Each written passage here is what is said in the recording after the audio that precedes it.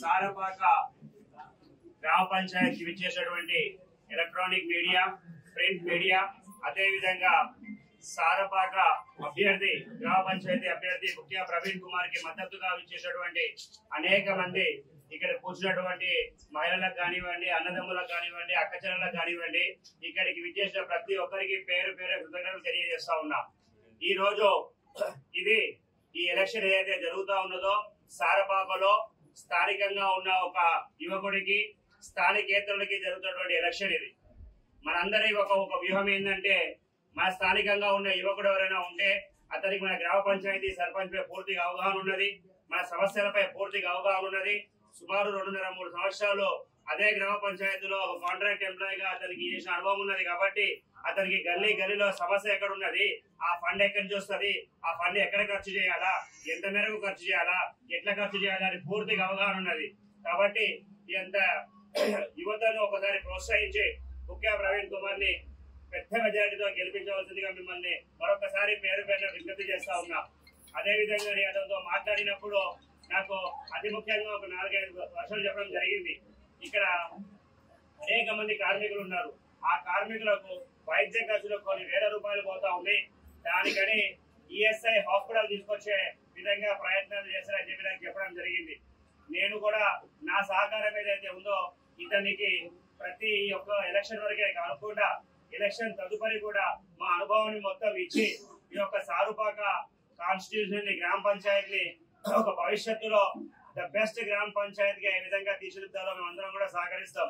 అదే విధంగా సారపాకలో ఎవరైతే మరణిస్తారో మరణించే వారికి గత 10 సంవత్సరాలుగా సోకాలు రాజకీయం చేస్తూ వచ్చినటువంటి కూర్చున్న వ్యక్తులు ఇక్కడ పాలకులు గ్రామ పంచాయతీ పాలకులు ఇంతవరకు ఒక శ్మశాన వాటిక లేకుండా ఉన్నది. ఇక్కడ ఎవరైనా చనిపోతే భద్రాచలం పోవాలా, అటువంటి సమస్య కాకుండా సారపాకులోనే ఒక శ్మశాన వాటిక ఏర్పాటు చేశారని చెప్పడం జరిగింది.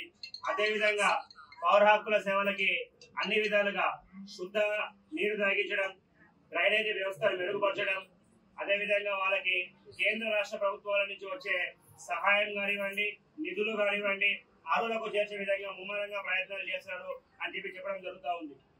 అదే విధంగా ఇక్కడ విద్యార్థులు ఎవరైతే ఉన్నారో 12వ క్లాసు మరియు డిగ్రీ ఆపై ఎక్కడ కూడా విద్యా వ్యవస్థ లేకపోవడం వల్ల అనేక మంది విద్యను అభ్యసించడం మానే ఒక పరిస్థితి వస్తా ఉన్నది.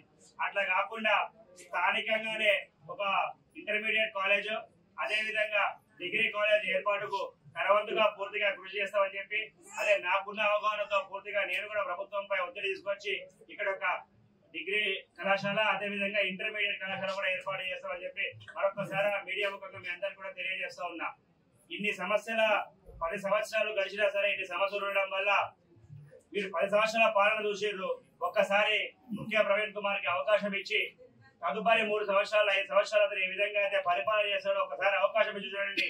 ఆ అవకాశంలో ఏ విధంగా యువత చదువుకున్న వ్యక్తి ఏ విధంగా అయితే మా అందరి సహకారంతో ముందుకు పోయి ఈ యొక్క సారపాక నియోజకవర్గాన్ని యావత్ తెలంగాణలోనే ద బెస్ట్ గ్రామ పంచాయతీగా తీర్చిదిద్దాలనే నమ్మకం నాకు పరిపూర్ణంగా కలిగింది. కాబట్టి మా సంపూర్ణ మద్దతు మేము ప్రకటిస్తా ఉన్నాం. మీరందరినీ కూడా పేరు పేరున మనం ఎంత ప్రవీణ్ అని చెప్పుకున్నా సరే అది ముఖ్య ప్రవీణ్ కుమార్ సార్కి ప్రెస్ అన్నలకి అందరికీ ప్రత్యేకంగా ధన్యవాదాలు సార్. నా ఎజెండా ఏంటంటే 11వ తారీఖు జరగబోయే ఎలక్షన్స్ లో నేను సర్పంచ్ అభ్యర్థిగా నిలబడుతున్నా సార్.